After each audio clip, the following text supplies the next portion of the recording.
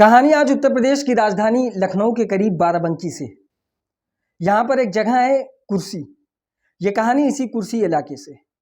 31 अक्टूबर 2023 को कुछ लोग इस इलाके से गुजर रहे थे तो अचानक उनकी नज़र सड़क के किनारे पड़ी एक लाश पर पड़ती। वो करीब जाते तो देखते हैं कि एक इंसान की लाश पड़ी हुई। वो फौरन पुलिस को कॉल करते हैं। पुलिस को जैसे ही इस बारे में पता चलता है वो आनन फानन में वहाँ पर पहुँचती है और अब उस बॉडी की तफ्तीश करती है। शुरुआत में पुलिस को देख के ये लग रहा था कि इसका गला काटा गया है, लेकिन उन्हें यह महसूस होता है कि शायद इसके अंदर अभी भी सांस बाकी है। वो फौरन एम्बुलेंस को कॉल करते हैं, एम्बुलेंस आती है और एम्बुलेंस के ज़रिए उसे हॉस्पिटल लेकर जाया जाता है। लेकिन डॉक्टर जब इसकी जांच करते हैं तो इसे मृत घोषित कर देते हैं। अब पुलिस वाले वापस से क्राइम सीन पर आते हैं और अब इस कत्ल की तफ्तीश करना शुरू करते हैं। आसपास के लोगों से पूछताछ करते हैं, लेकिन कोई भी ऐसा व्यक्ति नहीं मिलता जो इस कत्ल को होते हुए या इस बॉडी को यहाँ पर फेंकते हुए किसी ने देखा हो। अब पुलिस अपनी तफ्तीश करती है, मौका वारदात से जो भी एविडेंस होते उसे कलेक्ट करने की कोशिश करती, आसपास सब कुछ जांच करती। इसी बीच पुलिस की नज़र उसी के करीब यानी सड़क के किनारे एक कार पर पड़ती है और उस कार का जो दरवाज़ा होता है वो काफ़ी देर से खुला रहता है। पुलिस उस गाड़ी के करीब जाती है और उसके बाद फिर उसके अंदर जब झांक कर देखती है तो देखती है कि अंदर एक मोबाइल फ़ोन चार्जिंग पे लगा हुआ है और उसका दरवाज़ा खुला हुआ है। पुलिस ये अंदाज़ा लगाती है कि शायद ये गाड़ी इसी व्यक्ति की होगी। वो उस गाड़ी में जो मोबाइल होता है उसको निकालती है और उसके बाद जब उसे ऑन करती है तो देखती है कि उसके डिस्प्ले पे जो तस्वीर लगी हुई वो किसी और की नहीं बल्कि इसी व्यक्ति की है। अब पुलिस तफ्तीश करती है तो पता चलता है कि इसका नाम अतुल पांडे है।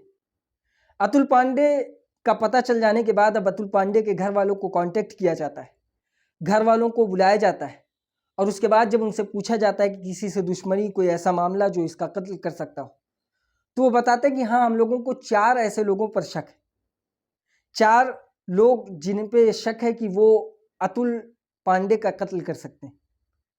पुलिस वालों को उनके नाम पता चलते हैं। अब पुलिस वाले अपनी तफ्तीश को आगे बढ़ाते हैं। इन चारों लोगों से एक एक कर अपने पुलिस स्टेशन में बुलाते हैं और उनसे पूछताछ करते हैं।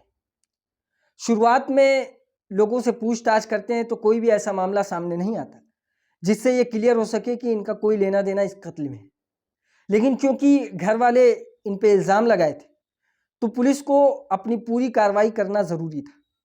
तो वो अपने सारे पैंतरे आजमाते हैं पुलिस वाले, लेकिन आखिर में जो इसका निचोड़ निकलता है वो यही होता है कि इन 4 लोगों का इस कत्ल से कोई लेना देना नहीं। पुलिस इन्हें छोड़ देती है। अब पुलिस आगे की तफ्तीश करती है। पुलिस ने जब उस गाड़ी को जब्त किया था, जो गाड़ी उस क्राइम सीन पर मौजूद थी, उस वक्त काफ़ी ऐसी चीज़ें थीं जिसे पुलिस ने एज एविडेंस कलेक्ट किया था। गाड़ी के करीब जो गेट था उसके नीचे कुछ सिगरेट के बट्स पड़े हुए थे।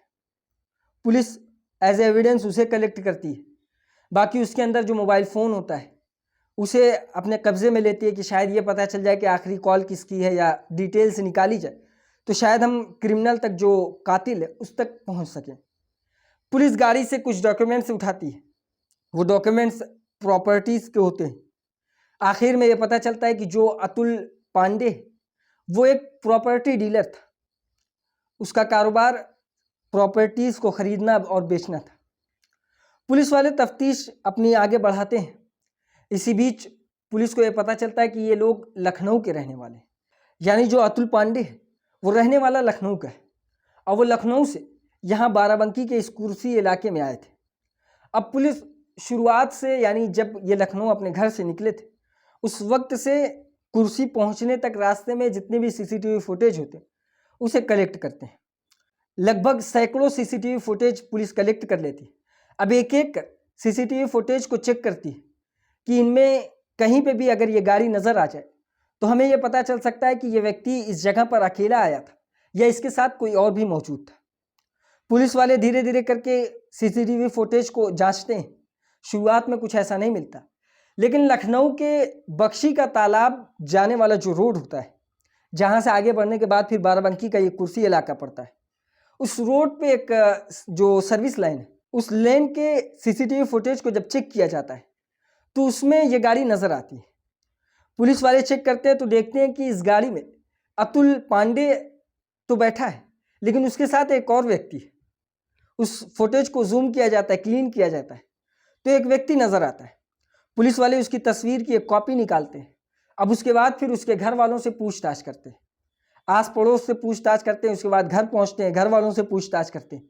तो अतुल पांडे के घर वालों ने इस तस्वीर को पहचान लिया था। उन्होंने बताया कि ये अतुल का दोस्त है जिसका नाम विवेक वर्मा है। अब पुलिस को ये पता चल जाता है कि ये जो दोस्त है इसका, जो उस वक्त उस गाड़ी में बैठा था, वो विवेक वर्मा है। तो फिर अब पुलिस विवेक वर्मा की तलाश करती है, उसे खोजती है, उसके घर जाती है, इस घर वालों से पूछताछ करती है। घर वाले इस बारे में बताने से इनकार करते हैं, उन्हें नहीं पता कि विवेक वर्मा इस वक्त कहाँ पर है। लेकिन खोजबीन के बाद आखिर विवेक वर्मा पकड़ा जाता है। अब पुलिस वाले उसे इंट्रोगेशन रूम में लेकर आते हैं और उससे पूछताछ करते हैं। शुरुआती पूछताछ में वो इन सारी बातों से इनकार करता है। अब पूछताछ के बाद पुलिस को भी ये लगने लगा था कि शायद ये विवेक वर्मा इस कत्ल में शामिल ना हो। वो सही कह रहा हो कि वो रास्ते में आगे जाकर उतर गया हो, क्योंकि जो सीसीटीवी फुटेज थी वो आधे रास्ते तक ही मौजूद थी, वहां तक नहीं थी जहां कुर्सी इलाके तक पहुंचने के बाद भी अगर पुलिस को सीसीटीवी फुटेज मिलती तो ये यकीन हो सकता था कि ये वहां तक गया है। लेकिन वो कह रहा था कि वो आधे रास्ते में उतर गया था, और जो सीसीटीवी फुटेज थी वो भी बीच रास्ते की ही थी। पुलिस वाले इस बात पे थोड़ा थोड़ा यकीन करने लगते हैं कि शायद इस कत्ल में इसका कोई हाथ ना हो। लेकिन इसी बीच जो विवेक वर्मा था वो पुलिस वालों से कुछ इजाज़त लेता है। वो कहता है कि वो सिगरेट पीना चाहता है। पुलिस वाले भी कहते हैं कि ठीक है, तुम पी लो। वो जैसे ही अपनी पॉकेट से सिगरेट की पैकेट निकालता है, सिगरेट की पैकेट निकालते ही पुलिस वाले ये समझ जाते हैं कि कोई और कातिल नहीं बल्कि यही विवेक वर्मा ही कातिल है। उसकी वजह ये होती है कि वो जो अपनी पैकेट निकाला था जेब से, वो ब्रांड, और जो उस गाड़ी के दरवाजे के नीचे से सिगरेट के बट्स मिले थे वो ब्रांड, ये दोनों सिगरेट के ब्रांड सेम थे। अब पुलिस को ये यकीन हो जाता है। पुलिस वाले फिर उससे आगे की पूछताछ करते हैं, सख्ती से पेश आते हैं। जब सख्ती से पेश आते हैं तो वो एक एक कर सारी बातों को कबूल करता है। वो कहानी बताता है। कहानी ये कि वो क्यों कत्ल करता है, किस तरह से कत्ल करता है, और कत्ल करने के बाद वो कहाँ जाता है, ये सारी चीज़ें वो पुलिस को बताता है। तो कहानी कुछ इस तरह से थी कि जो विवेक वर्मा था उसका कहना था कि असल में वो अतुल पांडे से अपना बदला लेना चाहता था, अपनी बेइज्जती का बदला। वो बताता है कि मैं और अतुल दोस्त थे, हम दोनों के बीच काफ़ी अच्छी दोस्ती थी। कुछ दिन पहले मेरी बहन की शादी पड़ती और उस शादी में खर्च करने के लिए जो पैसा था वो मेरे पास कम पड़ रहा था। मैंने अतुल से कुछ पैसे उधार लिए थे, 60,000 रुपये। 60,000 रुपये अतुल मुझे उधार दे देता है। अब उसके बाद जब शादी ख़त्म हो जाती है तो अतुल मुझसे पैसे की डिमांड करता है, वो अपना दिया हुआ पैसा वापस मांगता है। तो मैं उसे टालता हूँ क्योंकि मेरे पास उस वक्त पैसे नहीं थे। लेकिन इस बीच काफ़ी वो बहसा बहसी होती है, कई मरतबा वो मुझसे इस बारे में लड़ा भी था। तो मैंने एक दिन उसे 20,000 रुपया दे दिया था। लेकिन कुछ दिन गुजरने के बाद अतुल की कंडीशन थोड़ा ख़राब थी। ये उसका कहना नहीं था बल्कि जो घर वालों का कहना था, क्योंकि उसका प्रॉपर्टी का काम जो था वो स्लो पड़ चुका था।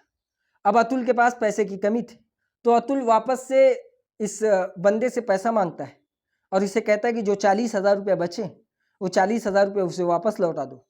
लेकिन विवेक वर्मा उसे पैसा वापस नहीं करता।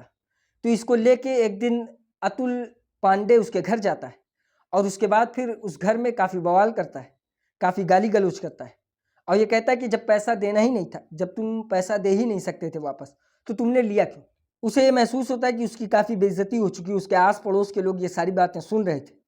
तो वो ठान लेता है कि वो अतुल पांडे से बदला लेगा, और वो बदला लेने के लिए इस वक्त का इंतज़ार कर रहा था। इसी बीच कुछ वक्त गुजरता है। जो अतुल पांडे होता है वो विवेक को अपने यहाँ बुलाता है और पैसे की डिमांड करता है। वो कहता है कि ठीक है, हाँ मैं आज तुमको पैसा दे दूंगा, अभी वापस चलेंगे घर पे तो मैं तुम्हें पैसा दे देता हूँ। ये सुन के अतुल का भी गुस्सा थोड़ा ठंडा हो जाता है। कुछ देर ये एक दूसरे के साथ बैठते हैं, और उसके बाद इसी बीच अतुल कहता है कि उसे जाना है बाराबंकी के कुर्सी इलाके में एक साइट देखने के लिए, एक प्रॉपर्टी देखने के लिए। तो ये सुनकर विवेक भी तैयार हो जाता है कि वो भी उसके साथ जाएगा। और असल में विवेक की नीयत में खोट था, विवेक कुछ और प्लान कर रहा था जिसके बारे में अतुल पांडे को नहीं पता था। विवेक तैयार हो जाता है। अब अतुल और विवेक ये दोनों एक साथ लखनऊ से निकलते हैं बाराबंकी इलाके में जाने के लिए, इस कुर्सी इलाके में साथ में जाते हैं। रास्ते में जब कुर्सी इलाके में वो लोग पहुंचते हैं, आगे जाकर वहां पर गाड़ी रोकते हैं और गाड़ी रोकने के बाद कुछ बातें करते हैं।